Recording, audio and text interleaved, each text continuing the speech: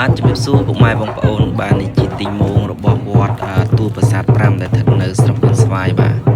ở tình môn này còn bạn đồng hai tiền và xa tăng vì lập lấm chập tăng vì vót hay mà chụp sắp lại nơi một quạt có vậy như này bà vềนี้chỉ sẽ một phim để quạt bạn thử cả rôm thoại từ đó tu sắp ba mấy nâng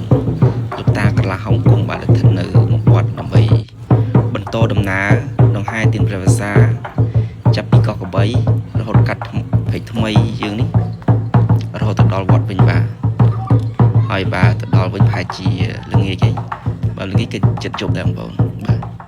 bà lầnนี้កំពុងតែដង្ហែទៀនព្រះវស្សាបាទចាប់ពីមុខវត្តកោះកបី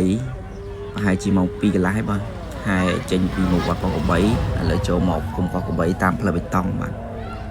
ដង្ហែវិលត្រឡប់ទៅវត្តវិញបាទប្រហែលជាដល់ប្រហែលជាល្ងាចឬក៏យប់តិចតួចចឹងបងហើយនេះគឺមានយៈរហូតដល់3បាទគឺមានក្រហមខ្មៅអញ្ចឹងបងយៈមកកាច់ហើយមានមនុស្ស2នាក់ដែរបាទទីមនុស្ស2នាក់ហើយថ្មនេះប្រហែលជាល្បាក់ម៉ោង3បងប្អូនមកដល់ពេលថ្មីយើងគឺម៉ោង3ហីចាប់ពីកោះកបីមកគឺហែតាមផ្លូវបេតុងមករហូតក្រោយវត្តហ្នឹងបងប្អូនមកពាក់កណ្ដាលភូមិម៉ោង3ថ្ងៃទី21ខែកក្កដាឆ្នាំ2026បាទហើយក៏មានបងប្អូនអ៊ំមីងយើងគាត់កំពុងតែចូលបច្ច័យចូលវត្តទូប្រាសាទ 5 នេះបាទគឺច្រើនមានផ្ទះបាទហើយក៏មានក្មេងៗសិស្សសាលាអ្នកដែលចាំឈរទីមុំច្រើនតាមផ្លូវនេះបាទផ្លូវថ្មីយ៉ាងនេះ